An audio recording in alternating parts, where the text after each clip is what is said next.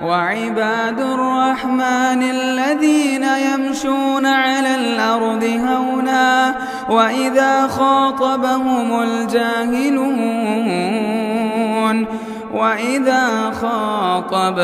الجاهلون قالوا سلاما. السلام علیکم ورحمۃ اللہ وبرکاتہ. الحمد للہ رب العالمین والصلاة والسلام علی سید الانبیاء والمرسلین اما بعد.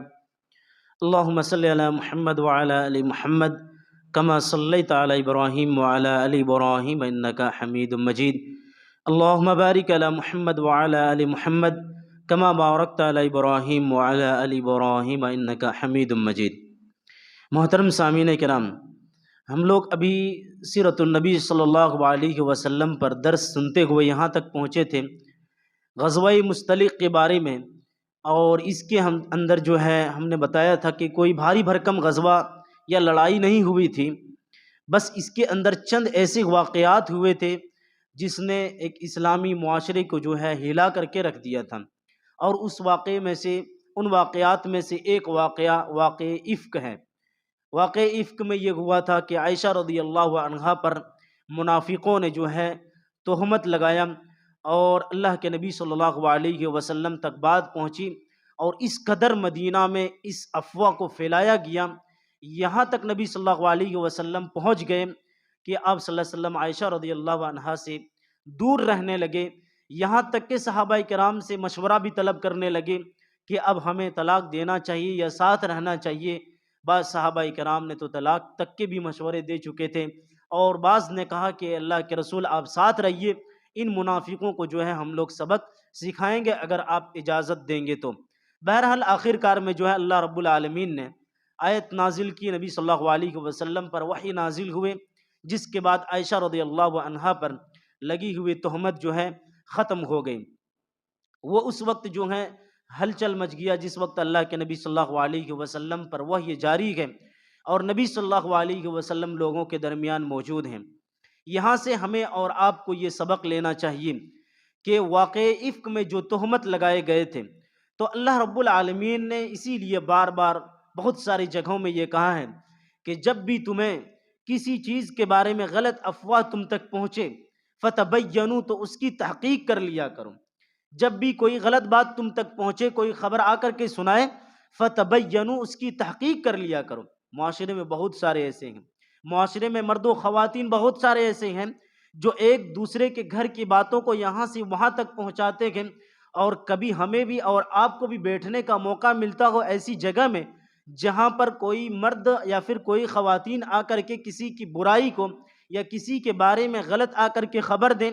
تو اسی آیت کے تحت فتبینوا کہ تحقیق کر لیا کرو. کوئی جھجک نہیں، کوئی ڈر نہیں، کوئی خوف نہیں، کوئی شرمندگی نہیں. جائیے، جس کے بارے میں کہا گیا ہے فوراً جائیے اور ان سے پوچھئے کہ آپ کے تعلق سے ایسی باتیں آ رہی ہیں کہاں تک صحیح ہے، یہ بات کہاں تک صحیح، تاکہ اسی وقت جو ہے وہ بات صاف ہو جائے اور جو غلط افواہ ان کے تعلق سے پھیل رہے ہیں وہ ختم ہو جائیں. یہ معاشرے کے اندر بہت ساری برائیوں میں سے ایک بہت بڑی برائی ہے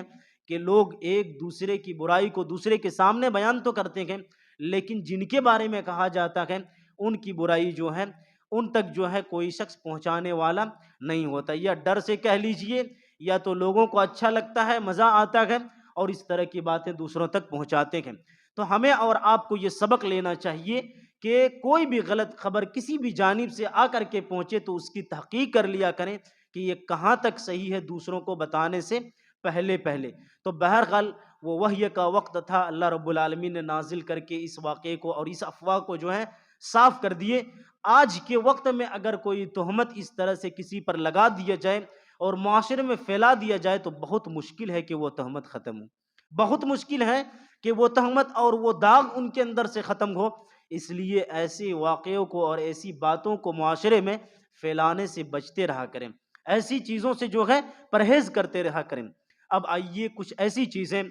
جو بنو مستلق کے بعد جو ہے پیش آئے. اللہ کے نبی صلی اللہ علیہ وسلم نے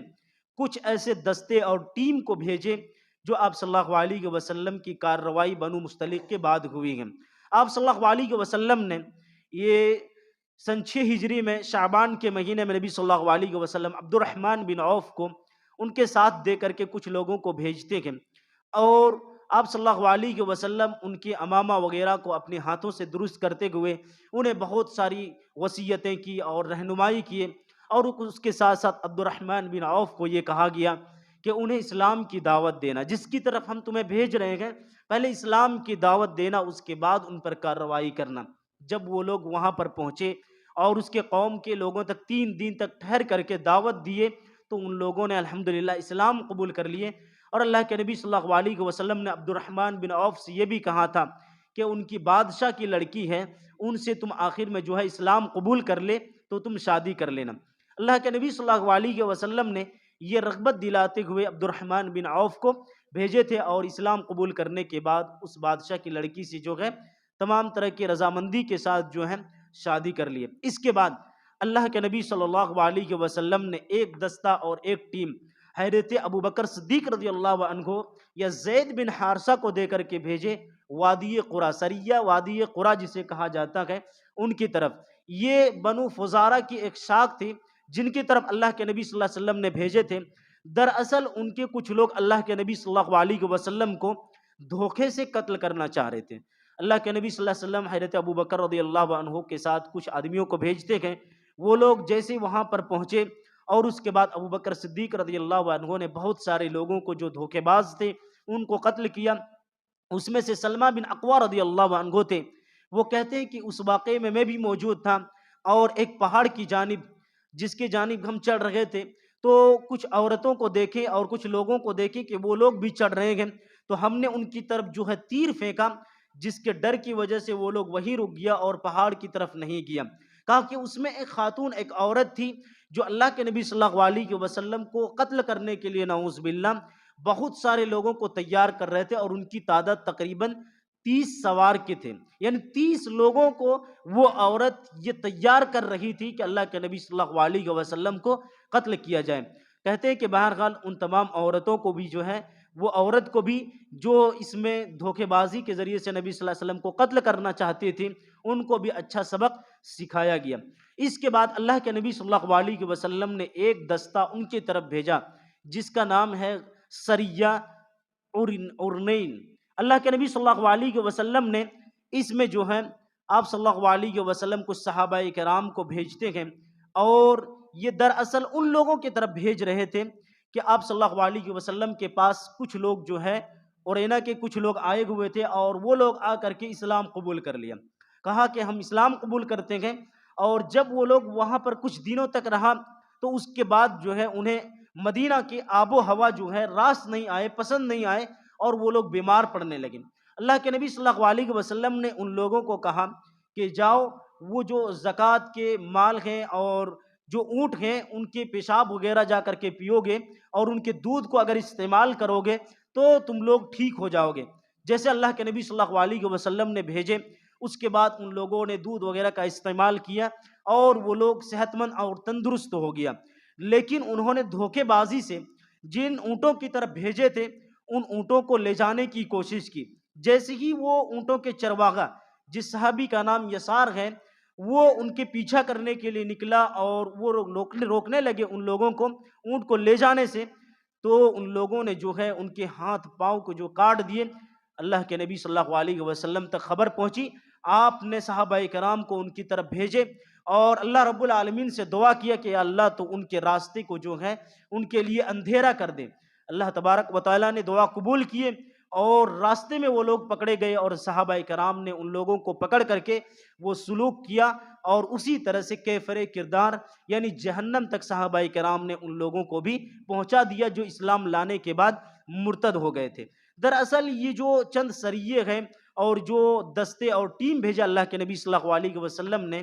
تو ان میں کافی کچھ لڑائیاں نہیں ہوئی تھی، لیکن اللہ کے نبی صلی اللہ علیہ وسلم اس مصلحت کے تحت بھیج رہے تھے تاکہ جو مدینہ کے ارد گرد کے بدو ہیں اور جو دیہات قسم کے لوگ ہیں جو اسلام کے تعلق سے یہ غزوہ احد کے بعد یہ سمجھ رہے تھے کہ وہ کمزور ہو چکے ہیں، ان پر چڑھائی کر سکتے ہیں، اللہ کے نبی صلی اللہ علیہ وسلم نے اسلام اور مسلمانوں کا رعب اور دبدبہ ان تک بٹھانے کے لیے اور پہنچانے کے لیے یہ تمام کے تمام نبی صلی اللہ علیہ وسلم ٹیم اور دستے بھیج رہے تھے، اور یہاں تک پہنچنے کے بعد، اور اس کے بعد جو ہے صلح حدیبیہ آئیں گے، تو یہاں تک پہنچنے کے بعد اسلام نے ایسے طاقت اختیار کر لیے اور مسلمانوں کے ایسے ڈر لوگوں تک پہنچ گئے کہ ان لوگوں کو اب یہ یقین ہو گیا کہ اسلام کی اس دین کو جو ہے اب مٹانا بہت مشکل ہے، مسلمانوں کو جو ہے ختم کرنا اب مشکل ہے۔ تو ان تمام سریے اور ان تمام ٹیموں کا یہ فائدہ ہوا کہ ان لوگوں تک ڈر اور خوف جو ہے پہنچ گیا، جس کے لیے اللہ کے نبی صلی اللہ علیہ وسلم کوشش کر رہے تھے۔ اللہ رب العالمین سے دعا ہے رب العالمین ہم تمام لوگوں کو اسلام کی دعوت دوسروں تک پہنچانے کی توفیق نصیب فرمائے، اور نبی صلی اللہ علیہ وسلم کی سیرت پر چلنے کی توفیق نصیب فرمائے۔ آمین۔ وآخر دعوانا الحمد للہ رب العالمین۔